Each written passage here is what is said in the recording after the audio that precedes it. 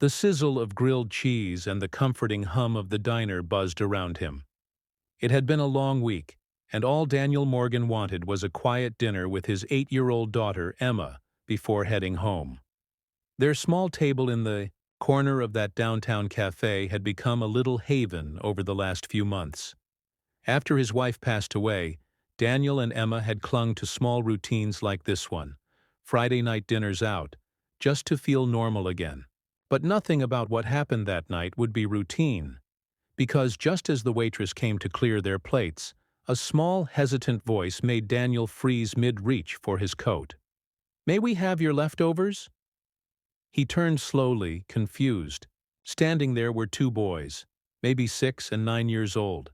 Skinny, dirt smudged on their cheeks, clothes too thin for the cold March evening. The older one had his hand gently on the younger's back, protectively, like a guardian too young to carry that weight.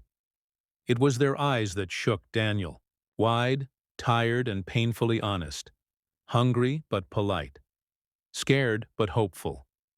Those weren't just kids asking for scraps. They were asking for a lifeline.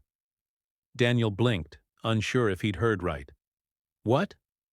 The older boy lowered his gaze, embarrassed. "Your food.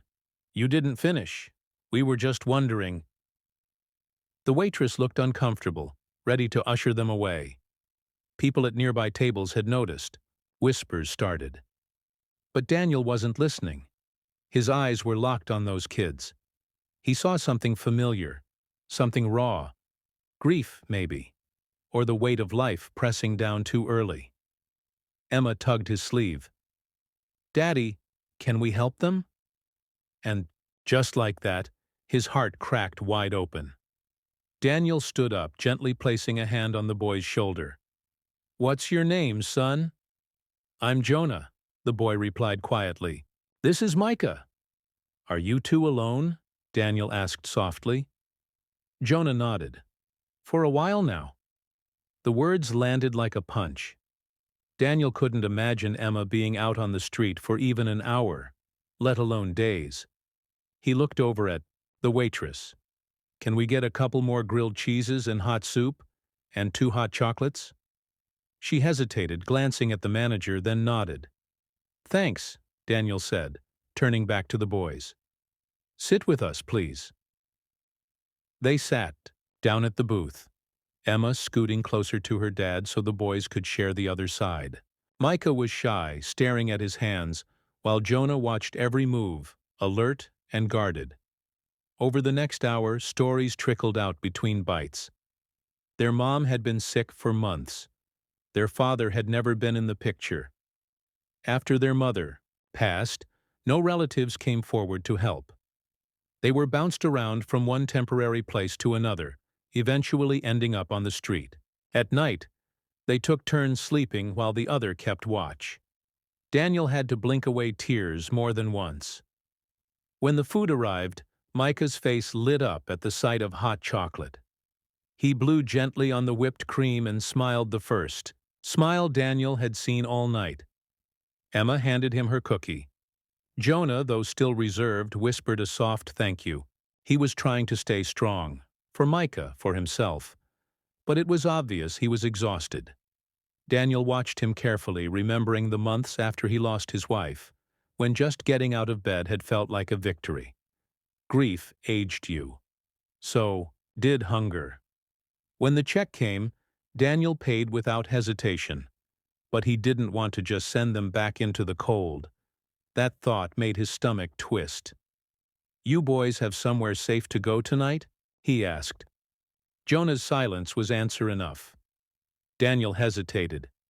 He wasn't reckless. He was a father too. But something inside him said, "You were meant to be here tonight. This isn't an accident." He pulled out his phone and called someone he hadn't spoken to in years, his old neighbor Marilyn, who now ran a temporary shelter for families in crisis. Within minutes she answered and agreed to meet them at the cafe. While they waited, Daniel stepped outside and called Emma's pediatrician, a longtime friend. "Can you check these boys out? Make sure they're okay?" he asked.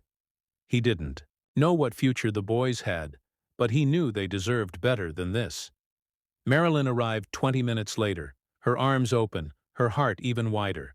She knelt down and spoke to the boys gently, her warmth wrapping around them like a blanket. They followed her out of the diner, turning once to wave at Daniel and Emma.